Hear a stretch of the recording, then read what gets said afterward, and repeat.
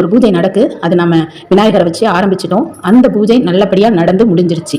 அப்ப அந்த இறுதியில் நம்ம முடிஞ்ச வேலையில ஒரு நன்றி உரைக்கும் விதமாக நாம என்ன செய்யணும் அப்படின்னு கேட்டா, அவங்க அந்த பூஜையை நிறைவு செய்யும் பொழுது கருப்பசாமி, அதாவது காவல் தெய்வம், காவல் அப்படின்னாலே அனைத்து விஷயங்களுக்கும் காவல். அப்ப இந்த கருப்பசாமிக்கே நாம எப்படி வணங்கணும் அப்படின்னு கேட்டா, நம்ம அவரை மனதார நினைத்து வணங்கும் பொழுது 8 முறை அவருடைய பெயரை உச்சரிக்க வேண்டும். அதாவது அவரோட பெயர் என்ன, அவரோட மந்திரம் என்ன அப்படின்னு தெரிஞ்சு வச்சுக்கிட்டு, அந்த பெயர் எந்த மந்திரமும் தெரியல அப்படின்னா காவல் காக்கும் கருப்பண்ணையா சுவாமியே அப்படின்னு நினைச்சு கருப்பசாமியே அவரோட பெயரை உச்சரிச்சாலே போதும். 8 முறை உச்சரிச்சு அந்த பூஜையை நிறைவு செய்ய வேண்டும். இதை ஒவ்வொருவரும் விடாமல் செய்து கொள்ள வேண்டும் அப்படிங்கிறது ஒரு முக்கிய அம்சம். நம்ம தொடங்கும் போது விநாயகரை வணங்கி வைப்பது தொடக்கமாக இருக்கும் பொழுது, நம்ம நிறைவு செய்யும் பொழுதும் அந்த கருப்பசாமியை அனைவரும் நினைத்துக் கொள்ள வேண்டும். உலகத்துக்கே காவல் அப்படின்னு சொல்லலாம். அவரை மனதார நினைத்து 8 முறை கூறி அந்த பூஜையை நிறைவு செய்யும் பொழுது அடுத்தடுத்து நம்ம நிறைய நல்ல விஷயங்கள் செய்யறதுக்கு ஊன்றுகோலாகவும் உறுதுணையாகவும் இருக்கும்.